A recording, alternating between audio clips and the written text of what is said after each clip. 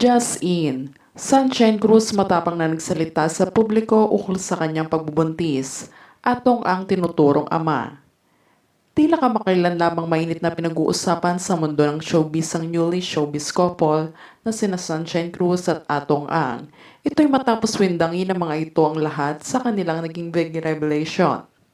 Matatandaan ilang araw na nga din nang siyang naglabasan kung saan booking ng mga netizens na nagdi-dinner date ang dalawa at usap-usapang nag-out of town pa ang mga ito matapos pagpiestahan ng latest photo ng dalawa na naghalikan at nagyakapan sa isang event place. Ngunit sa kabila naman nito ay madami namang fans nila Sunshine at ex-husband nitong si Cesar Montano ang siyang naalarma at nalungkot dahil akala nga daw nila ay pang lifetime partner na ang mga ito dahil sa perfect na nga daw talaga ang pamilya. Ngunit kalaunan din ay naghiwalay ng dahil sa third party issue. Samantala sa ngayon naman ay tila natuldukan na nga din umano ang revelasyon ukol kina Sunshine at Atong dahil nga umano sa tugma na tugma ang personalidad na siyang pinahihiwating sa isang blind item ng isang entertainment website.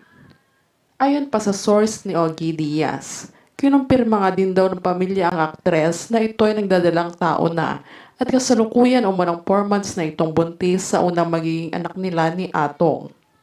Ito'y kapansin-pansin din sa ilang larawan ni Atong kung saan kasama nito si Sunshine na may tila paggumbok sa tiyan nito. Ayon naman sa ilang netizens na baka nga daw ay nabuntisan lamang ito ng ibang lalaki at iniwan at nabuntisan lamang. Dagdag naman ng solid santong ay baka nga daw na totoong si Atong ito dahil kapansin-pansin naman daw talaga at hindi maiakila na hindi ito ang ama dahil sa madalas na makitang magkasama ang dalawa on and off cam man. At baka nga daw doon na din nagsimula ang lahat.